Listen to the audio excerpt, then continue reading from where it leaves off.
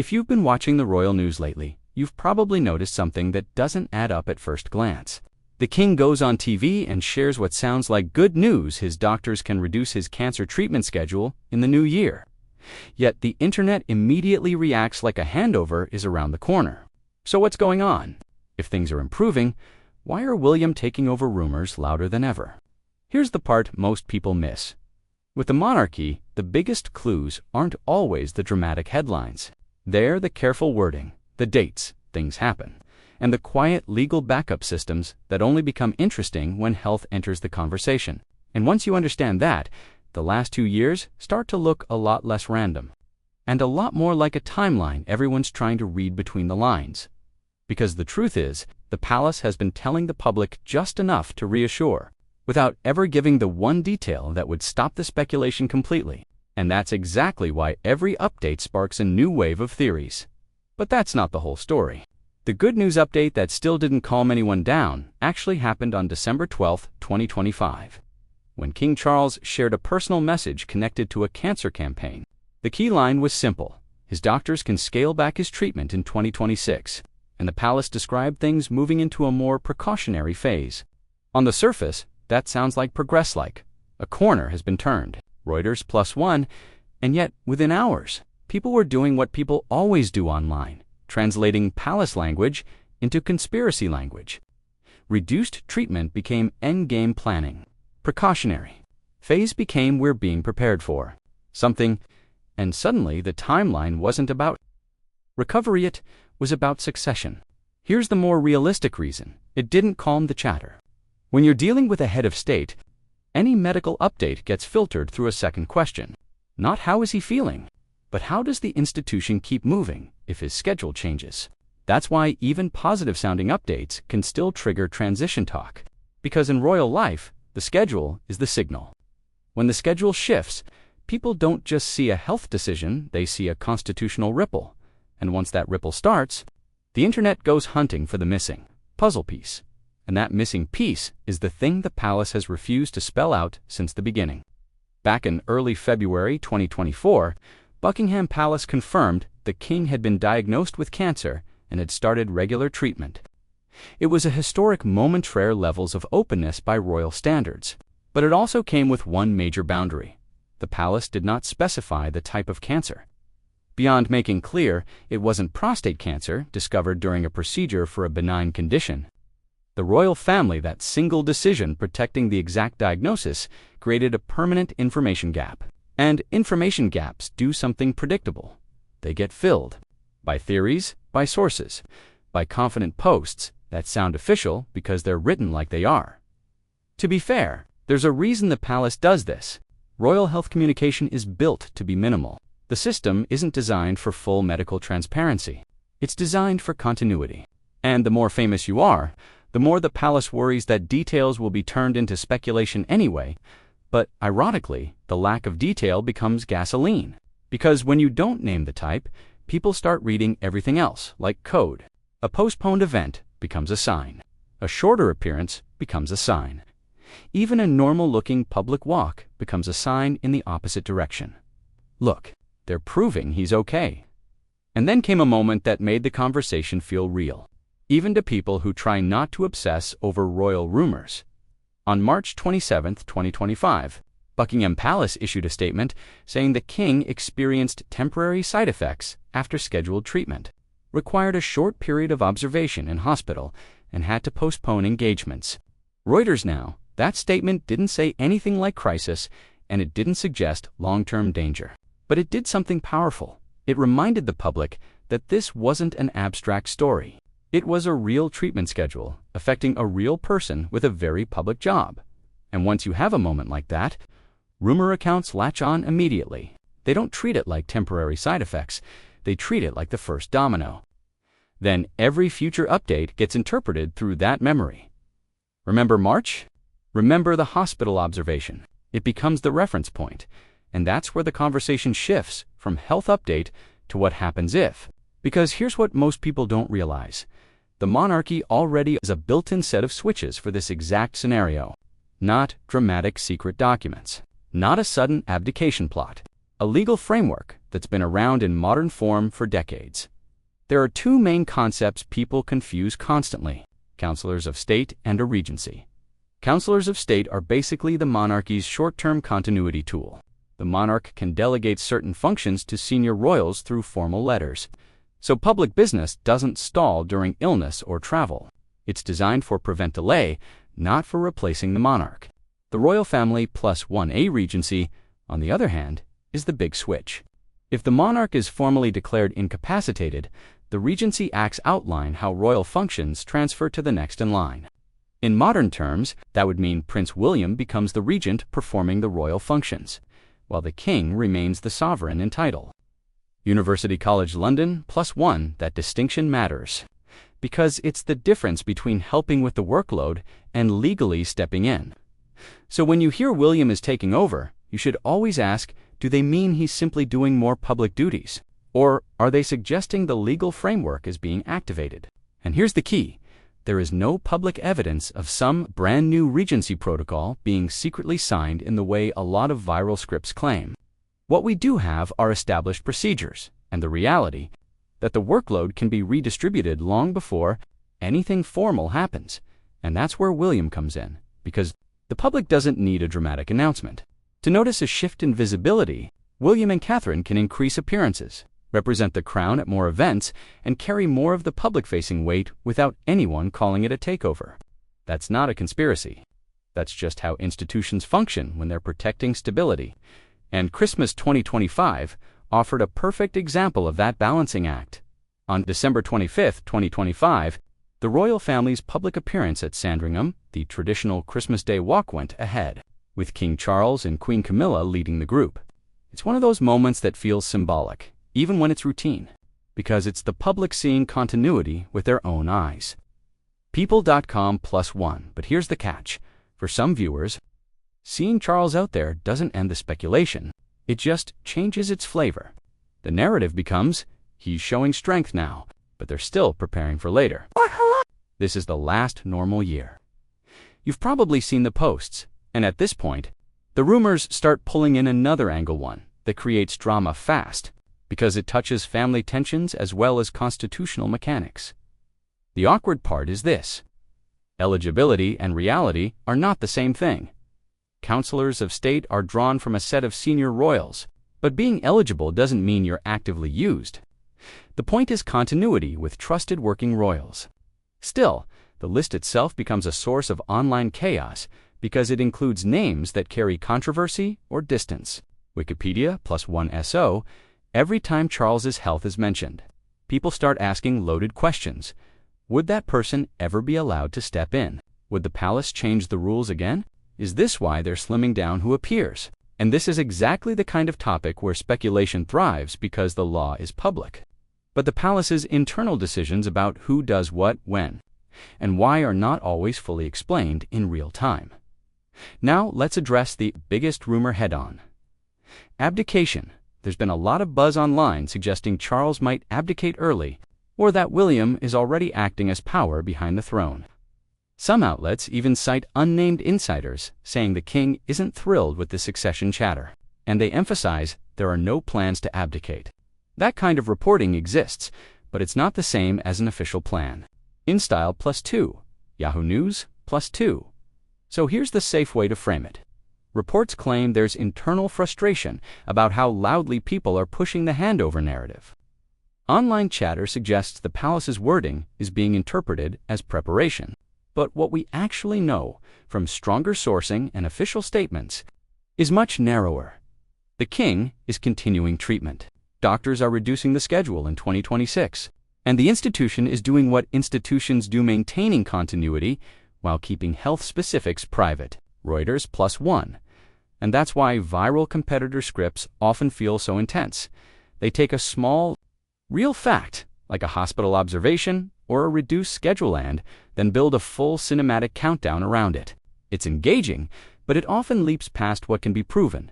If your goal is a high-retention video, that still holds up. The smarter move is to lean into what's genuinely intriguing. Without presenting speculation as fact, the tension between privacy and public role, the way the monarchy's legal safety nets work, and the way every update gets amplified into a bigger story. Because what happens next probably won't look like one dramatic headline. It'll look like patterns. Watch for the calendar. And once you start watching the calendar instead of the gossip, you notice something else. The palace doesn't need to announce a handover for a handover to feel like it's happening. They can shift who shows up, who speaks, who travels, and who meets leaders without ever using dramatic words. That's why the conversation is so sticky. It's not just about health. It's about visibility. Because here's the uncomfortable truth about modern royalty. Most people don't understand the legal mechanics, so they judge reality by what they can see. If Charles appears less, people assume it's worse. If William appears more, people assume it's a takeover.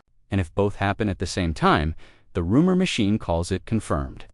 But there's another layer here that makes everything feel even more suspenseful. The monarchy runs on symbolism. Every photo, every walkabout, every carefully timed appearance, especially around major national moments, can be read to completely different ways. Supporters see stability, critics see spin, and online accounts see clues. So let's talk about how a soft transition actually happens in real life. Without turning this into a fan fiction countdown, a soft transition usually starts with something boring: workload distribution, fewer long-haul trips, shorter public schedules, more reliance on senior royals to represent the crown at routine events. And then, slowly, the heir becomes the face people expect to see more often, not because the monarch has stepped down, but because the institution is protecting continuity. Why those December 2025 remarks about reduced treatment in 2026 mattered so much to the public conversation. When Reuters reported the king said doctors would reduce his treatment next year, it sounded hopeful. But it also confirmed the obvious. Treatment is still a major part of the schedule. And when treatment is still in the schedule, the palace has to keep the calendar flexible. That's not a conspiracy. That's logistics. But this is where it gets interesting. The palace's choice of words is like a magnet for speculation because it's designed to say, all is stable, without promising a timeline. Precautionary phase can mean different things to different people. To a doctor, it can suggest monitoring and maintenance. To the internet, it sounds like a code phrase. And once a phrase becomes a code phrase online, it doesn't matter what it actually means. It becomes a trigger that activates the same viral story template every time. And that template always includes the same question. What happens if he can't do the job? This is where counselors of state and a regency get dragged into the spotlight again. And it's worth keeping this simple, because so many videos make it sound like a secret. Switch is hidden behind a velvet curtain. Counselors of state are used to prevent delays in official business things that need to happen, even if the monarch is temporarily unavailable. It's a continuity tool. It does not mean replacement. A regency is different. It's formal, legal, and triggered by incapacity, meaning royal functions are transferred to a regent. That's the more dramatic scenario people imagine. So if a creator tells you William is already regent, you should instantly ask, where's the evidence of a formal incapacity declaration? Because without that, what you're really seeing, if you're seeing anything at all, is a practical shift in duties, not a legal replacement. And yet, even that practical shift can feel emotionally heavy for the public, because it makes succession feel close. That's why a single moment like March 2025, when the palace said Charles had temporary side effects and was observed in hospital, became such a big anchor point for narrative building. Not because it proved collapse, but because it reminded everyone that treatment is unpredictable, and unpredictable treatment means unpredictable public life, which leads to the real reason the handover story is so addictive. It's one of the few royal topics where people feel like they're watching history in real time, not in the way movies show it. No dramatic music, no single announcement that changes everything. Just a slow shift in who the public sees doing the work. And if you want a higher attention script, you don't need to invent a fake palace statement to make that suspenseful. You just need to lean into the tension that's already there. A king who waited decades to reign, now navigating a reign shaped by treatment, a Prince of Wales who can't rush the future but can't ignore it either, and a public that remembers how quickly things changed when Queen Elizabeth II passed, so they assume every health update is a prequel. But there's still one more reason the speculation keeps flaring up, and it's not about Charles or William, it's about trust. Royal communication has always been a balancing act, but the modern internet is ruthless. If the palace says too little, people accuse it of hiding things. If it says too much, people accuse it of managing optics. And once that dynamic exists, every update, good or bad, gets interpreted as strategy. That's why rumors about abdication planning refuse to die. Some tabloids and insider pieces insist there are no plans for abdication, while online accounts keep claiming the opposite. But here's the key. Most of that is built on unnamed sources and vibes, not verifiable announcements. So if you're covering it, the safest and smartest approach is to treat it like a cultural phenomenon rather than a confirmed storyline. You say there's been a lot of buzz online. You say some reports claim. You say fans have been speculating. And then you anchor back to what's solid, official statements and major wire reports that confirm treatment is ongoing. Plans involve continuing duties, and 2026 may include reduced treatment. Now, here's where a lot of creators miss an opportunity. They focus only on Charles and William. But the real engagement spike happens when you widen the lens to the institution itself. Because the monarchy doesn't just manage one person's health, it manages perception, stability, and leadership continuity all at once.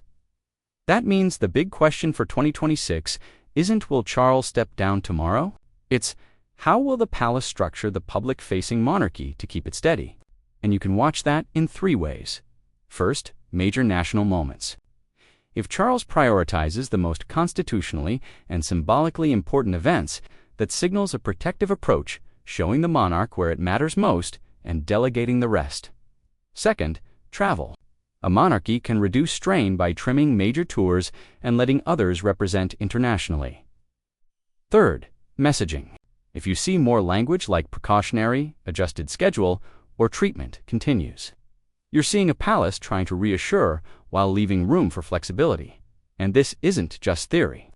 We've already seen the palace use careful updates like the March 2025 statement to explain postponements without drama. But let's get even more human for a second, because this is where the story becomes relatable. Imagine being William in this situation. Not in a melodramatic way, just realistically. You're trying to show up, do your job, represent stability, and keep your family grounded. At the same time, every extra event you attend becomes evidence that you're taking over. And every time you don't attend something, it becomes evidence that the palace is hiding conflict. It's a no-win narrative trap. And that's why the soft transition, if it continues, will likely be presented as supporting the king, not replacing the king. It's not just nicer phrasing. It's the only phrasing that avoids igniting the internet even more. Now, there's one last piece that keeps people glued to this story, the idea of timing. People obsess over timing because the monarchy is one of the few institutions where timing can look like meaning. A statement released before a holiday, a schedule shift before a major event, a new emphasis on the heir's visibility. But here's the truth that gets overlooked. Timing is often boring. Timing is often medical appointments, recovery days, side effects, and energy management. That doesn't make great clickbait, so creators turn it into a thriller. And yes, thrillers get views, but if you're building a channel that lasts, you want the thriller energy without the made-up facts. Because the moment a viewer realizes something was invented, they don't just doubt one video, they doubt the whole channel. So here's the stronger ending that keeps curiosity high while staying grounded. We're entering a year where the monarchy will likely feel more shared in public. Whether it's officially described that way or not, the king has indicated doctors can reduce treatment in 2026, which sounds hopefully yet. It also confirms that health planning remains part of royal planning. That means the public will keep watching the same 3 things: appearances, workload distribution, and phrasing. And the wild part is, the palace might never give the internet the dramatic moment it's craving. No sudden handover, no movie-style announcement, just gradual shifts that only look obvious in hindsight. So if you want to know what happens next, don't just watch the headlines, watch who's quietly doing more. Watch which events get protected, and watch the language, because in a monarchy, sometimes the most important news isn't what they say, it's what they don't say. And if 2026 proves anything, it might be this. The future of the crown won't be decided by one shocking update,